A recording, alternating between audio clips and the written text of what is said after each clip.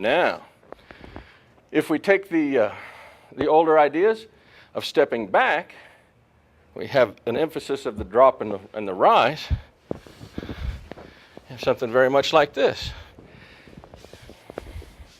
We're just going down, up, down.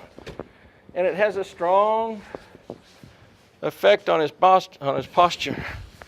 And note that as I do it, I'm using same hand and foot relationship in a back step to create that body drop. When we do our walking kata, very naturally as we're walking, we're concentrating on the activity of, putting our hands up, for instance. We think a lot about this part. And almost always we're doing this part in an unconscious sort of relaxation phase. And there's nothing particularly wrong with that, but we should be aware that when we do our walking kata, half of the walking we're going backwards. We tend to think, Aikido, it's all about pushing and going forward all the time. Push, push, forward, forward. And in some styles, some lineages, they really do emphasize there's a strong preference for forward activity.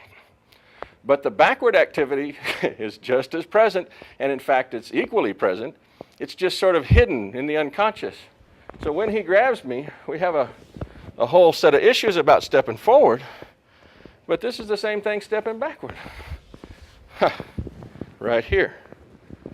Now, why would we not make this our standard? Well, there are times you step backward and they just roll on top of you. That there's sort of a being overwhelmed. You can't afford much backward action. You're being tackled, for instance, or they're running faster forward than you can go backward. But given a standard function of how people normally operate and behave in attack, moving from standard attack positions, given that you're able to take a back step, it's a very useful tool. Very useful tool. I just happen to be rolling over into a Hikitaoshi here. But that's, again, just an optional function. The number 3 without all that, here, here.